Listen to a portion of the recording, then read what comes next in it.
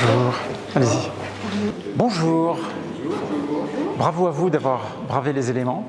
La conférence va se faire en 2 temps. Je voudrais quand même vous montrer l'exposition où il y a 28 artistes, donc c'est un gros morceau. Je ne sais pas si certains d'entre vous sont déjà allés à la Ruche ou l'ont vu de l'extérieur. Alors c'est un établissement privé et on ne peut pas visiter la Ruche, sauf durant les journées du patrimoine.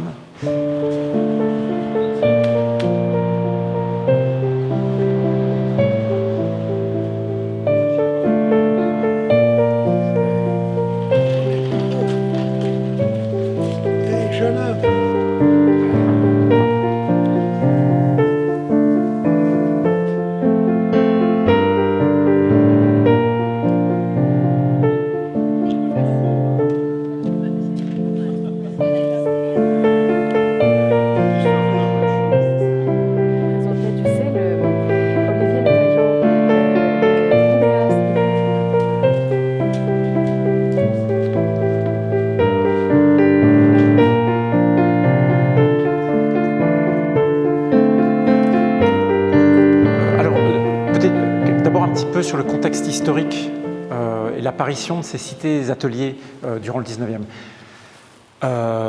Comme vous le savez, Napoléon a transformé le Louvre en musée. Or, le Louvre abritait beaucoup d'artistes. Donc, à partir de cette époque-là, les artistes ont commencé vraiment à se disperser dans Paris. Ils se sont souvent regroupés. À la fin du 19e siècle, il va y avoir beaucoup d'entrepreneurs immobiliers qui vont investir dans des maisons avec plein d'ateliers d'artistes. Alors, vous en connaissez, il y a ce qu'on appelle la Cité Fleurie. Ce bâtiment lui-même a été construit à partir d'éléments promis à la démolition de l'exposition universelle de 1878. L'autre grande cité d'artistes que vous connaissez, c'est le bateau Lavoir, où était Picasso et toute la bande de Montmartre. C'est gentil.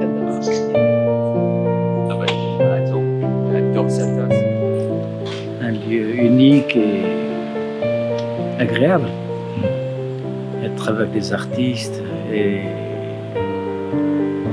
on dirait dans un petit village à part. Oh mon Dieu, on va te l'exploit après, mais je dois t'apporter la sculpture. C'est la livraison. Et comment c'est la chaise, c'est bon? La Ruche, c'est vraiment, ça n'est pas un promoteur immobilier qui l'a inventé, c'est un artiste.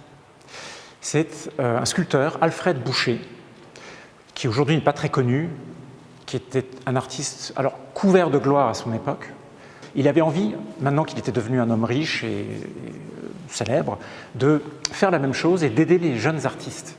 Donc, il a eu l'idée de créer une sorte de phalanstère, un endroit où les artistes à l'intérieur de Paris pourraient trouver le calme, la solitude, l'entraide aussi entre artistes pour travailler convenablement. Et ce sera donc la Ruche. Donc en 1900, il achète un terrain de 4000 m² dans le quartier de Vaugirard où il y avait des abattoirs. Comme vous voyez, les ateliers sont ici et on dirait des sortes de parts de gâteau. D'ailleurs, les artistes appelaient ça des parts de brie ou les cercueils aussi, parce que c'était très exigu. Aujourd'hui, beaucoup de ces ateliers ont été doublés, agrandis.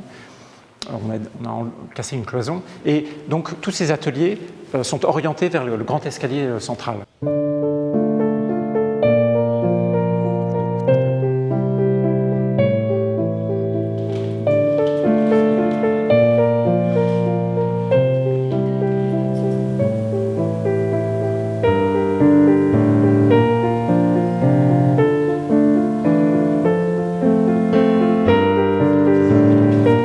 Bâtiment principal, le pavillon du vin de Bordeaux.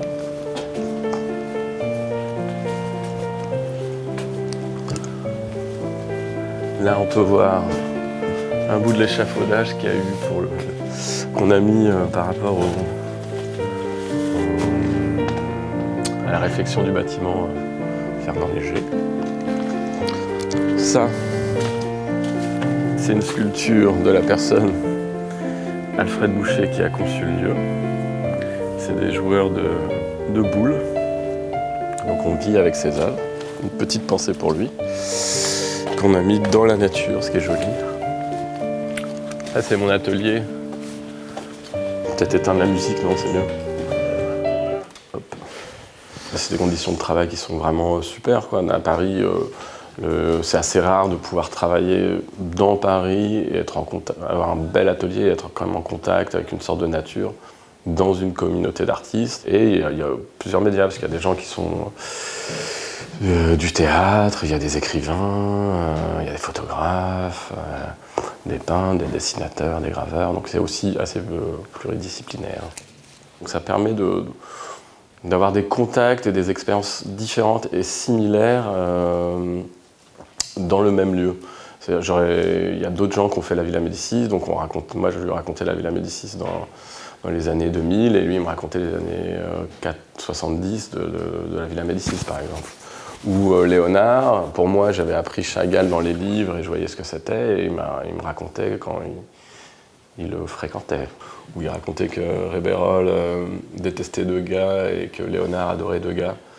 Et il lui a fait une danseuse, Réberol, parce qu'il lui était enfant. Donc des petites choses comme ça qu'on lit pas dans les livres en fait. Donc voilà, c'est des beaux moments, quoi. Léonard, c'est un céramiste, il fait aussi du dessin. Et il traverse la vie avec une espèce de grande liberté. Son père était ici, sa mère aussi, sa sœur est née ici. Donc c'est notre esprit de la ruche, voilà. Et c'est un bon artiste, c'est un être très gentil, bienveillant.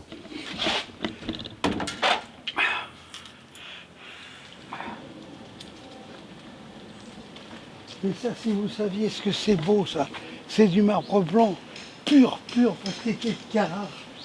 Moi, je suis né ici, alors. C'est pour ça. C'est-à-dire vos parents étaient aussi artistes. Oui. Donc tout là, ce sont des ateliers partout, là, des partout. Oui, mais maintenant, quand un artiste meurt, la femme, elle reste, c'est normal, on va pas l'expulser.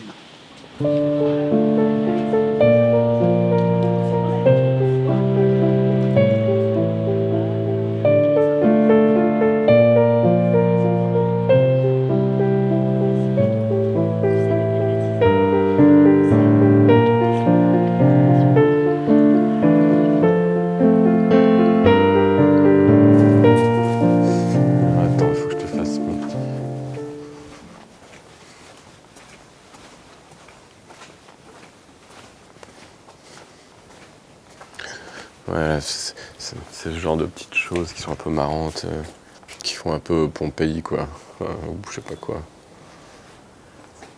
Je trouve que ça caractérise un petit peu le lieu.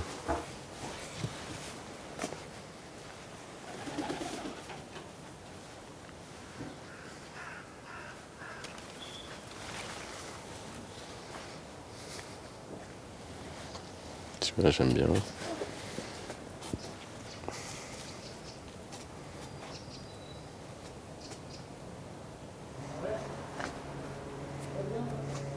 C'est la princesse. C'est Sarita, c'est notre gardienne. Voilà, c'est notre épicentre. Notre lien. Vous les connaissez tous? Ah oui, très bien. Elle connaît tout, elle a tous les secrets. Ouais.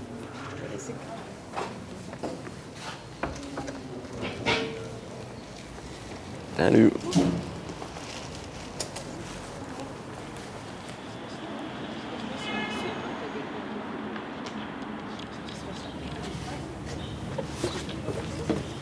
Bonjour monsieur.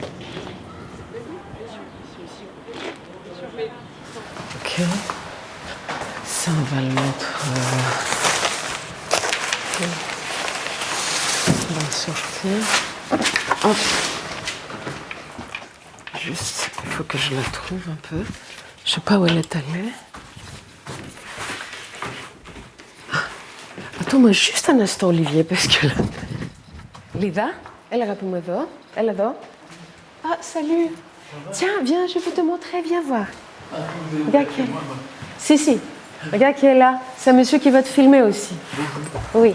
C'est Olivier Levaillant, c'est vidéaste, cinéaste, collaborateur de l'espace Julio González, et qui vient filmer les gens.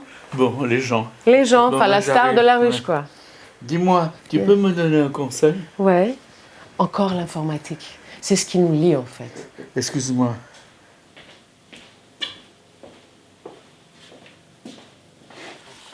C'est un atlas avec les vieilles cartes, mais réanimées. Et donc les techniques sont, je me suis concentré sur les techniques de dessin crayon et parfois un peu de feutre. Mais c'est surtout comment le corps réagit à la géographie et quel est le lien entre le corps, la géographie, le paysage, le passé, le présent, l'incorporation du corps dans la géographie, ou l'inverse. Je suis là depuis une dizaine d'années, je pense 2014, quelque chose comme ça.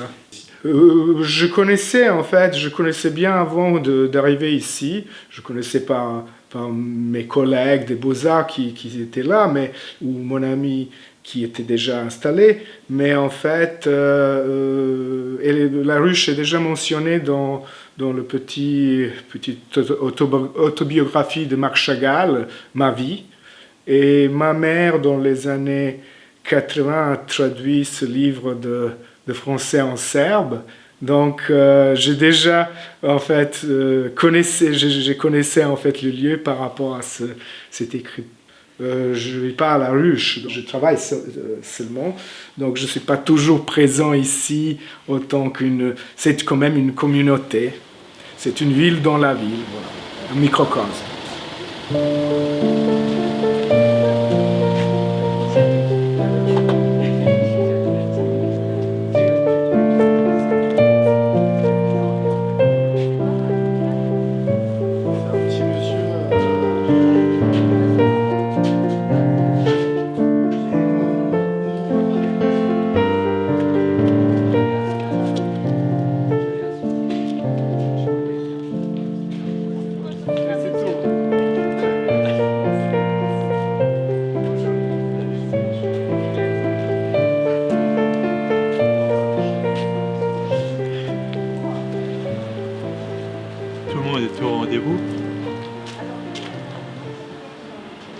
Là, nous sommes en train de transporter, la ville d'Arcueil transporte les œuvres des 28 artistes dont je fais partie, de la ruche, qui ont été sélectionnés par André Ziegel et Garance Capetti.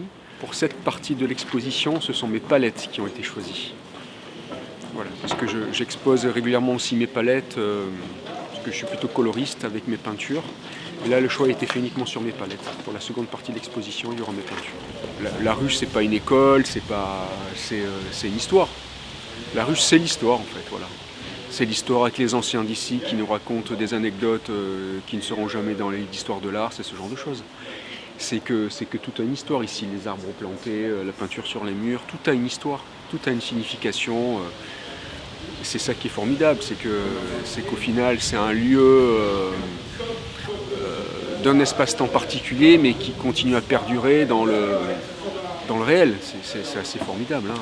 D'avoir un atelier ici, c'est très dur à porter, parce qu'on sent les énergies du passé tout le temps, en tout cas moi je les sens beaucoup, mais en même temps c'est un vrai challenge, quoi. Pour un profane, la ruche, c'est Chagall. C'est Chagall, c'est Modigliani, c'est tous ces gens-là. C'est Picasso qui venait voir les modèles féminins, c'est tout ça. C'est la petite rue là qui est juste à côté de vous et que vous ne voyez pas, qui est une rue qui n'est plus sur les plans de Paris, qui est dans la ruche toujours.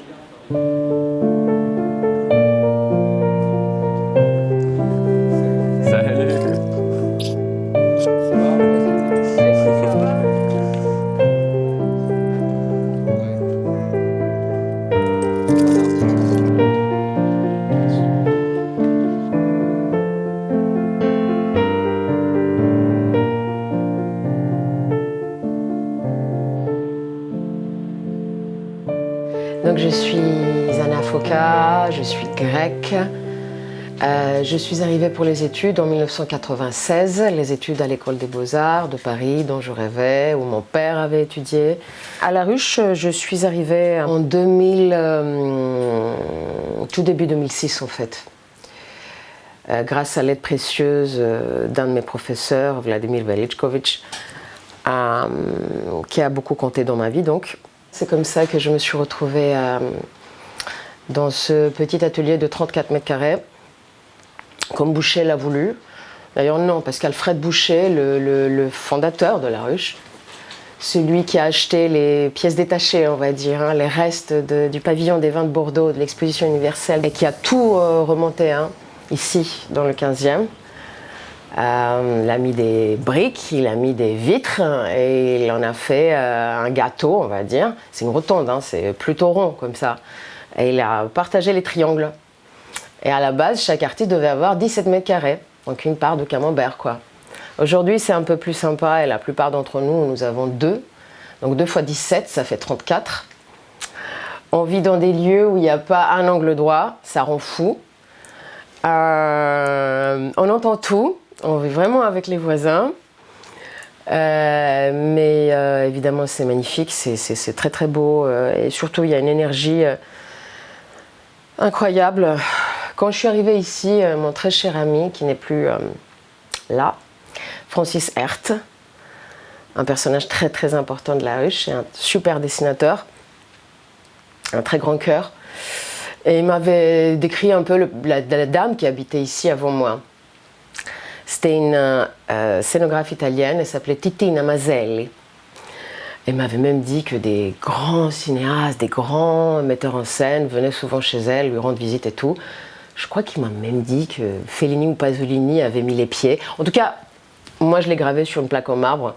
Chaque fois que je passe une nuit blanche ici, chaque fois que mon tableau me résiste ou que, je sais pas, la vie m'énerve, bref, eh bien, je pense à la possibilité de peut-être mettre le pied là où un Fellini ou un Pasolini l'a mis. Et tout de suite, ça me rend, je sais pas, c'est génial.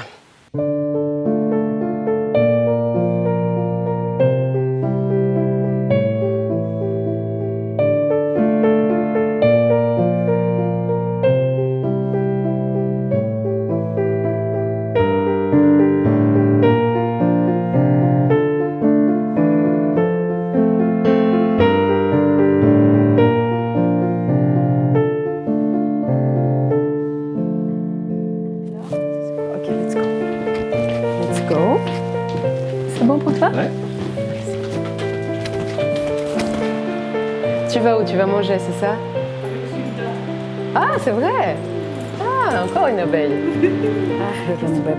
Είστε φίλοι λοιπόν με τον Ζήλντας, έτσι? Είναι καλός άνθρωπος, είναι ωραίος τύπος.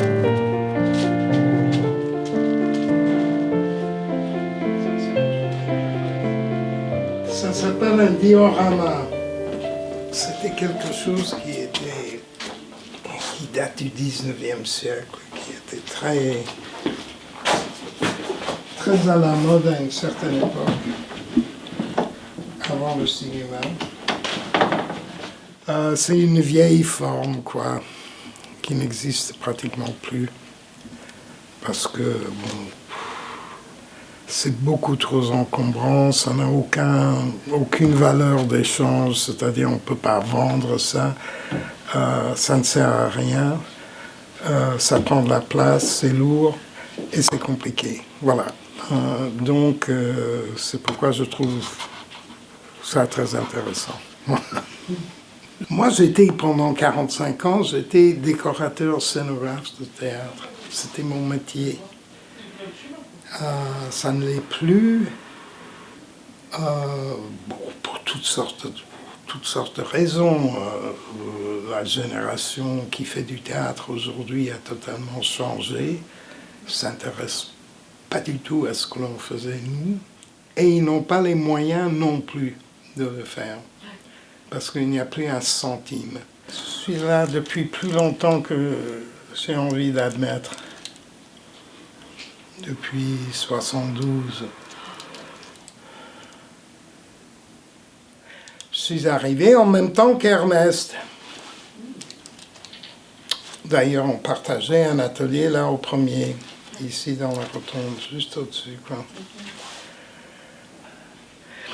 Les seules choses qui me restent, c'est les 2 Molières là, que j'utilise comme presse-papier. Oui, c'est très utile. Je pense.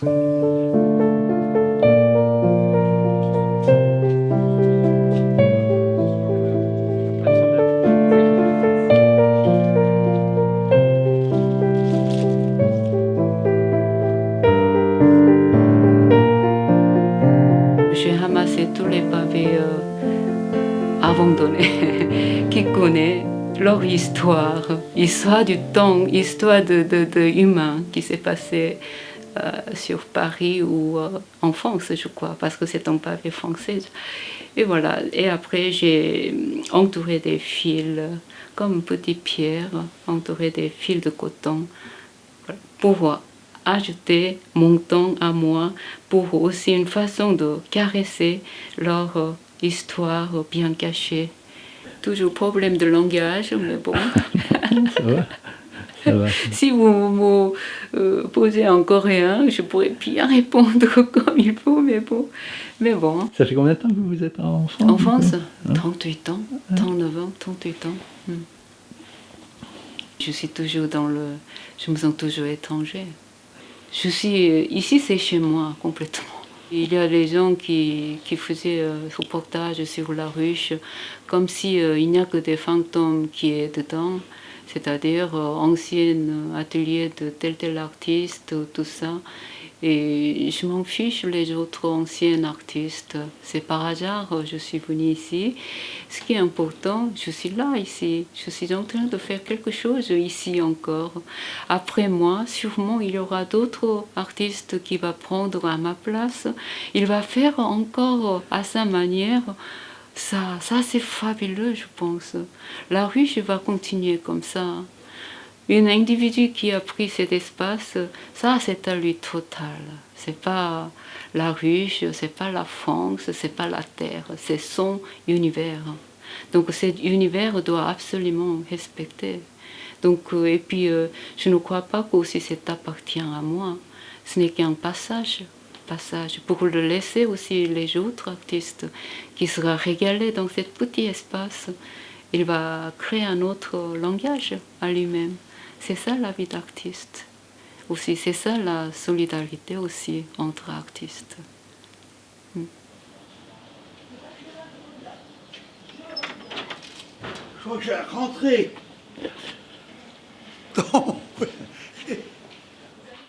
Vous êtes ici depuis combien de temps? Je suis né là. Ah mais la ruche, quand j'étais jeune, c'était beaucoup plus grand.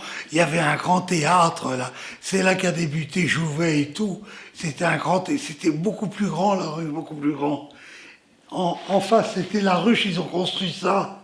Mais petit à petit, ils démolissent tout. Mais vous êtes le plus ancien, vous, là-dedans? Oui, je crois. Mais alors, justement, l'autre jour, je gueulais après mon fils. Oui, j'en ai marre. Et alors, il m'engueulait. Papa mettait un consort. J'ai une villa ici, je suis un privilégié. Et puis, quand la ruche a été sauvée, c'est Sédou qui a sauvé la ruche. Alors, avec Madame Sédou, elle vient. Alors, on parlait, je dis, si vous augmentez le loyer, je m'en vais parce que je paye le même prix que les anciens. On était plein d'enfants, mais c'était triste, hein. C'était un peu la zone ici. Les gens croient, mais il n'y avait pas de WC, il n'y avait que dalle. Hein.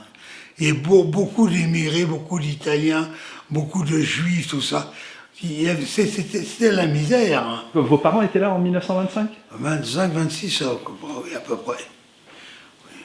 Mes grands-parents étaient déjà là. Mais il y avait toute une colonie ici. Ça va, jeune homme? Oh, t'as une médaille d'or ou d'argent? Je garde ça. Ah ouais. Oh là là. Tout le monde, avec ça, tout le monde, qu'est-ce que c'est comme des... Mais c'est bien, c'est vachement bien. Ah ouais, Hérosport. Et tu peux me les réserver ou tu en fais d'autres, des raquettes? Ben actuellement, j'en ai pas fait, là. Oui. Mais peut-être pour le mois de mai. Peut-être. Hein, peut-être. Mais au moins, on les garde ces deux, parce que tu sais, pour l'expo, elle part à Perpignan. Ben oui. Et donc j'aimerais avoir une ou deux raquettes avec. Vous prenez celle-là. Hein, on va prendre tout ça ensemble. Hein. Mais je prends ça au mois de mai, hein, pas de suite.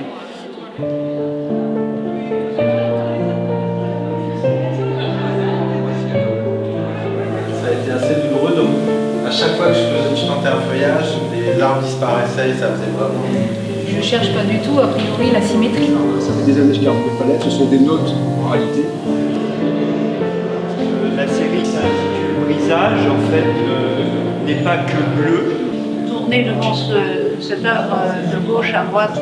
Là, pareil, hein, vous avez le scène du poly. Ce qui se passe quand on est tout près, ils sont très peu. C'était trop de la terre pour que j'en fasse un dessin. Et d'ailleurs, lui, c'est beaucoup basé sur la photo. C'est 3 fois plus beau. Ça, c'est par exemple le plan qui s'appelle Philodendron. Ça, c'est intermédiaire. Donc, avec le CGS, vous avez fait. C'était 120, beaucoup plus grand.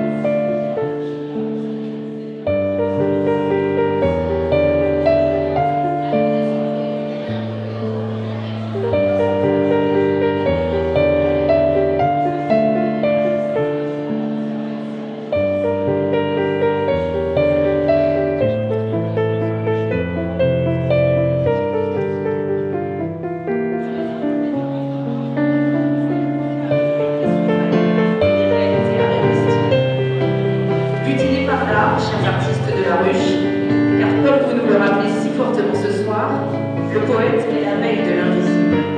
Parce que le travail de l'artiste est si précieux, se réalise toujours dans une récolte des nectars sucrés et acides.